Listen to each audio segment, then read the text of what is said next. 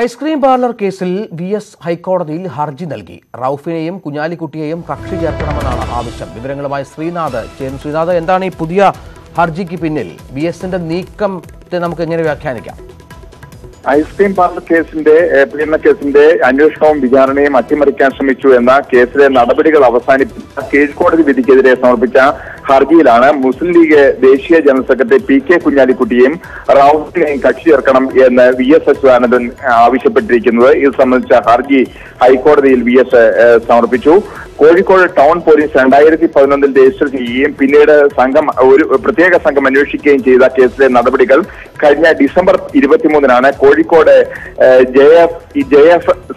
JFCM അവസാനിപ്പിച്ചത്. അന്വേഷണം തുടരേണ്ടതില്ലെന്ന പ്രത്യേക അന്വേഷണ സംഘത്തിന്റെ റിപ്പോർട്ട് അംഗീകരിച്ചുകൊണ്ടായിരുന്നു ഈ നടപടി. ഇതിനെതിരെയാണ് വി.എസ്. ഇന്ന് ഹൈക്കോടതിയിൽ ഹർജി സമർപ്പിച്ചിരിക്കുന്നത്. ഹൈക്കോടതി അന്വേഷണത്തിൽ നടന്ന അന്വേഷണവുമായി ബന്ധപ്പെട്ട നടപടികൾ അവസാനിപ്പിച്ചത് ശരിയായില്ലെന്ന ഹർജിയിൽ വി.എസ്. വാദിക്കുന്നു. പോലീസ് റിപ്പോർട്ടിലെ ഉള്ളടക്കം എന്താണെന്ന കാര്യം ഹർജിക്കാരന് അറിയില്ല. രാഷ്ട്രീയമായി സ്വാധീനമുള്ളവർ നീതിന്യായ വ്യവസ്ഥയെ അട്ടിമറിച്ചത്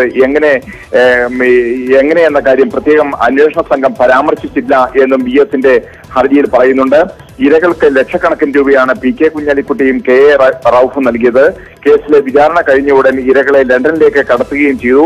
ഇതെല്ലാം പരിഗണിച്ച് വിധി റദ്ദാക്കണമെന്ന് വി.എസ്. ഹർജിയിൽ ആവശ്യപ്പെട്ടിരിക്കുന്നു. ശരി ശ്രീനാഥ്.